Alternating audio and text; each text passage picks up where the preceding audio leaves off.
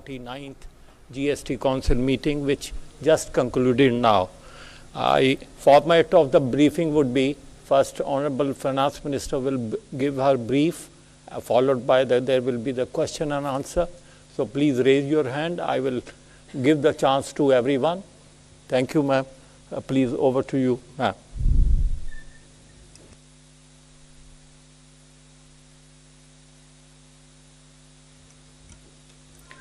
Thank you, and thanks in specific to all the media persons who have come here physically, inclusive of all those who deal with the camera and the photojournalists, particularly because today is Mahashivratri.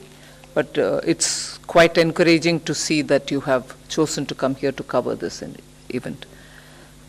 We've had a very detailed day-long GST meeting. The atmosphere was entirely cordial, and there was a sense of working together, and I'm glad to say that as a result, 2 GOM's reports have been accepted, one slightly with modifications, and also with an understanding that we'll have 1 or 2 small amendments to be done in the language with which it will be brought into the bill. But equally important is the fact that we've announced today that the entire due on the pending balance of the GST compensation will be cleared as of today. All dues, that is, because I'll just take you back for a minute. As of May 31st, we had cleared all the dues. There was something left in the name of dues for June. Even that is getting cleared. In other words, the entire pending balance of the GST compensation, which is to a total of 16,982 crores for June, that is, will be cleared. And although this amount is not really available in the compensation fund as of today, we have decided to release this amount from our own resources, and this same amount will be recouped from the future compensation cess collection. So the amount is not with us, but we are still giving it with our own resources, and the total which is being given out is 16,982 crores. With this release, therefore, the center would clear the entire provisionally admissible compensation cess dues for 5 years as envisaged in the GST Compensation to States Act 2017. In addition, of course, center would also clear the admissible final GST compensation to those states who have provided the revenue figures as certified by the Accountant General of the states, and that amounts to 16,524 crores. 16,524 crores. So there is, when we send the via WhatsApp or whatever the message as regards today's press release, by state, how much compensation is being released today will also be there for you to see it. For instance, Karnataka would get 1,934, Maharashtra will get 2,102, Tamil Nadu will get 1,201, and Uttar Pradesh will get 1,215, Andhra Pradesh will get 689, Delhi will get 1,212, and so on. The list will be sent to you all. Now, from among the decisions which today we have taken, first of all, related to the GST rates, the item on RAB, which is a kind of liquid jaggery, which is so typical to Uttar Pradesh and some other jaggery producing states. It goes by the name RAB. So we are reducing the GST rate on RAB, which is liquid jaggery, from 18 to nil or 5%. Nil if it is loose, or if it is pre-packaged and labeled it will be 5%. Loose, nil. If it is pre-packaged and labeled, it will be 5% rate. Then there has been quite a lot of discussion on pencil sharpeners. GST on pencil sharpeners, because we wanted to rationalize it, has come down now, today's decision, from 18 to 12%. Also, there is a reduction in GST on tags, tracking devices or data loggers, which are affixed on durable containers, from 18% to nil, subject to some conditions. Again, exemption on coal rejects when they are supplied to and by a coal washery. Even that decision has been taken today. Similarly, there are GST exemption for services by the National Testing Agency, NTA, by way of conduct of entrance examinations for admission to educational institutions.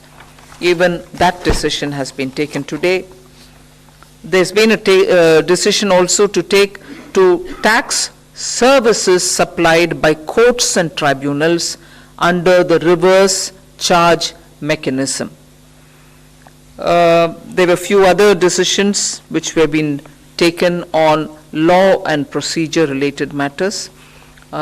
Secretary will expand when you ask about it later on, otherwise the details will reach you.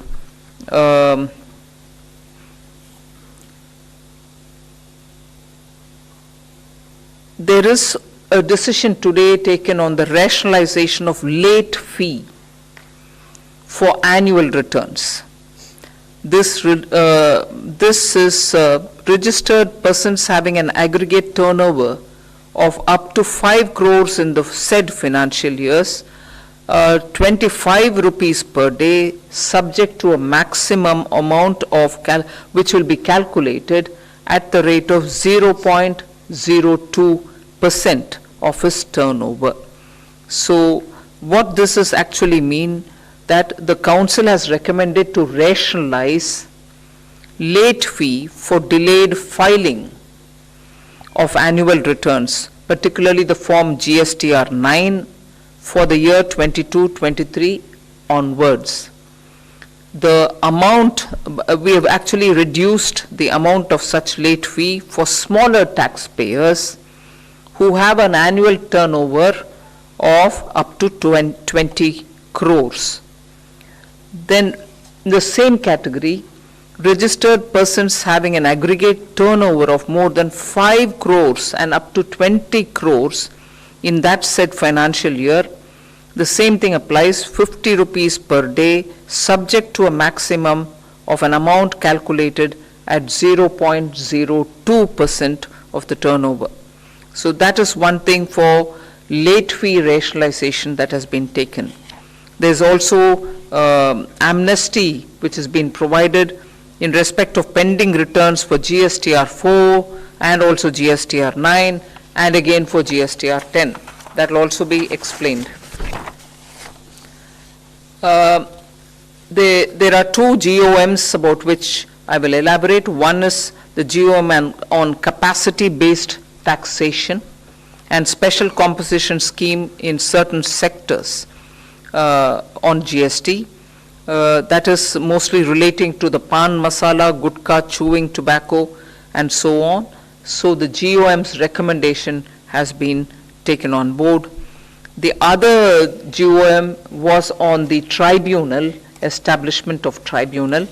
Even that has been agreed to with slight modification in the language with which we'll be taking it up. That language will be circulated to the members tomorrow, and we shall give them a full 5-6 days to come up with the comments, post which a final draft will be readied. Even that will be checked up for language with the members. So actually, in a way, it does 2 rounds. One round immediately tomorrow for those specific paragraphs where some words had to be changed. And the second is after the inputs have come, we prepare one final draft and we circulate that again. and the chairperson of the GST Council has been authorized to pull it all together and finalize it. Because there's not enough time for us to meet again before the finance bill, the chairperson is authorized, and then with changes put in, for those language changes put in, it can be taken up in the finance bill itself. So largely these are the issues. Specific details on your questions we can elaborate. Thank you, ma'am. Siddharth, 86. Ma'am, on the compensation side, you mentioned two numbers. One was 16,982 crore, and the other one was on this AG certification of 16,524 crore, I think that was the number. So if you could help us understand that. And ma'am, in Parliament you had mentioned two states, West Bengal and Kerala, which have not shared the AG report. So how many states are there in all, and what is their claim, if you could help us understand that? And ma'am, sorry, one more thing. You said that it will be released, so I suppose that the money will be released from the Consolidated Fund of India at the moment, and then you will recoup that amount. So first of all, AG certificate authorization is required for the clearance or the payment of the money. But awaiting the AG certificate, it doesn't mean, and this applies from 2017, 18, 19, 20, I'm saying, waiting for the AG's authorization certificate, it doesn't mean that we don't release anything at all. Nearly 90% of the compensation as a provisional amount is released to the states, and only 5 to 10%, not even 10%, 5 to 8% is retained, subject to the AG certificate reaching us. So when people speak about, oh, you have not paid them because AG certificate has not been given, please understand that nearly 90% of their compensation which has to go to them gets released as a provisional amount. So they are not sitting with nothing at all being sent. Post that, when the authorization comes, it is reconciled and the rest gets released. So that is one thing about the AG certificate. Second, as regards states which have not sent the AG certificate, I can read out a list which is as of, let's say, the last day of the Parliament session, before the recess wala session. Andhra Pradesh has given it for 1 year, they have not given 18-19, to 21-22, they have not given. Arunachal also has to give for all the years. Assam has given it for up to 2021, but they have to give for 21-22. So what I would do, instead of me reading it all down here, I'll send you the table which is here with me. It will show as to who's got the authorized AG certificate given and for which year, and who is not sent at all. All that will be clearly seen. Yes. So the two numbers are, see, for June 2022, the provisional amount, 50% of that was released earlier, based on the availability of funds expected till 31st March 2023. That amount was about 34,000. 50% of it was released earlier. 50% now we are releasing an amount equal to 16,982 crore rupees amongst 23 states. There is the remaining 50%, I again clarify, and this will be from the funds from the central government, and then it will be later on recouped as and when the amount is received in the compensation fund next year. Then, as Honorable Finance Minister has mentioned, once the AG certified figures are available to us, then the difference, the remaining amount is released. So we are releasing an amount of 16,524 crore rupees That is in addition to the first 16,982. And this is going to 1, 2, 3, 4, 5, 6 states. Delhi is about 2,400 crore, Karnataka is about 7,800, Odisha is about 834 crore, Tamil Nadu is about 4,200 crore, Telangana is 1,265 crore, Puducherry is 42 lakh rupees. So 1, 2, 3, 4, 5, 6 states. That's right. But the 16,524 will go only to those 6 states which have given us the AG certificate. The rest of it is for every state. But they will also, for the leftover amount, have to send the AG certificate. Till today, whatever AG certificate is with us are only for 6 states, for whom we are releasing 16,524.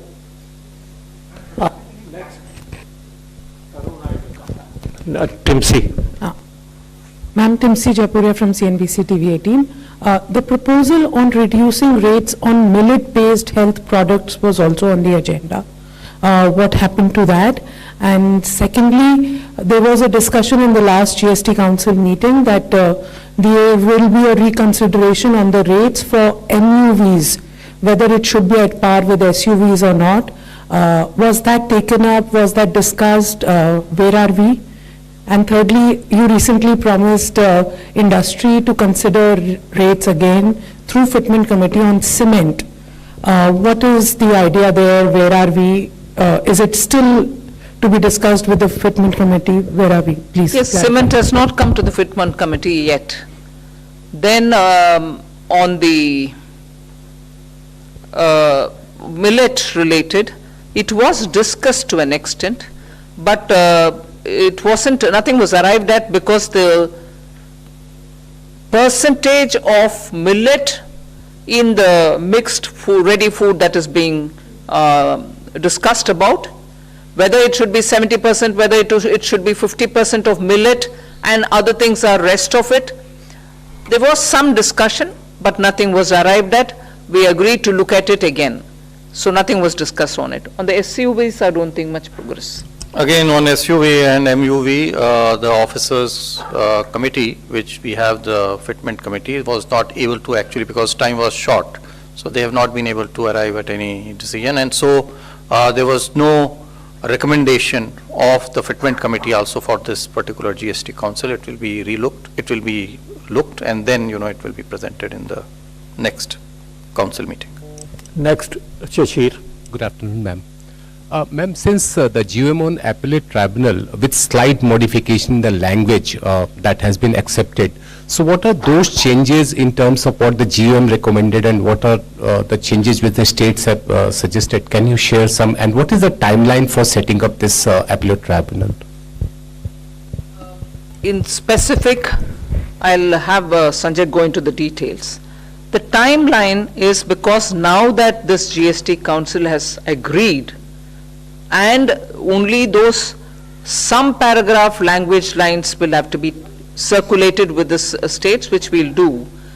I expect for the first version of the draft 3 or 4 paragraphs in which the language change is being made, we will send it by tomorrow and give the states 1 week within which they can come back for the draft first version. Post that, again within a matter of 2 days, we want to send it to the states to finalize the draft, which means before the 1st of March, it should be all done and over.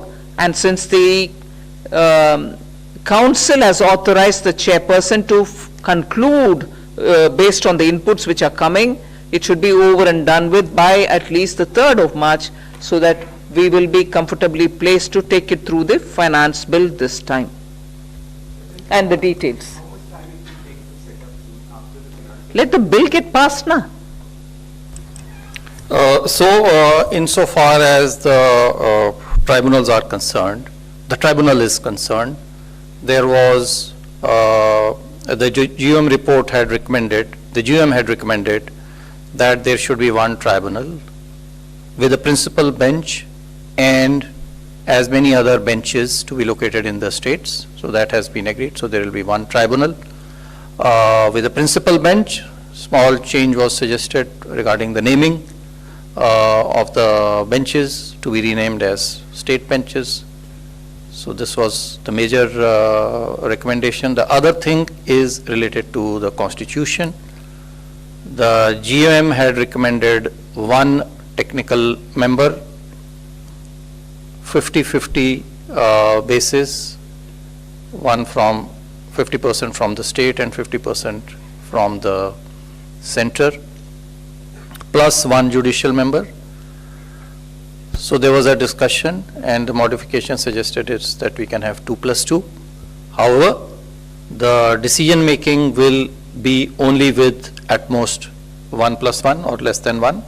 So all the 4 will not sit. So this will allow both center and state to have a representative on the technical side, and the equal representation for the judicial member. So these were the primary main recommendations, both of which with small modifications as mentioned, which have been accepted. Yeah, so it's only, with regard to, the selection and search regarding the state technical member. How we do that drafting will have to be done. As of now, there is some as recommended by the GM, some representation was given in the form of the Chief Secretary of the state concerned, where the bench is to be constituted. It was agreed that there should be more representation, and all the members of the search cum selection committee should be from the state, including the judiciary from the state. So that's another modification. Anchal. Anchal from Indian Express. Follow-up question to that, only on the tribunal. So there were concerns by some states about having tribunal per state, per region, and now that one bench has been announced with state representation. But what were the discussions and concerns regarding states when they mentioned that there should be a bench in every region and tribunal in every region? So why is that not possible? Why could not that be finalized?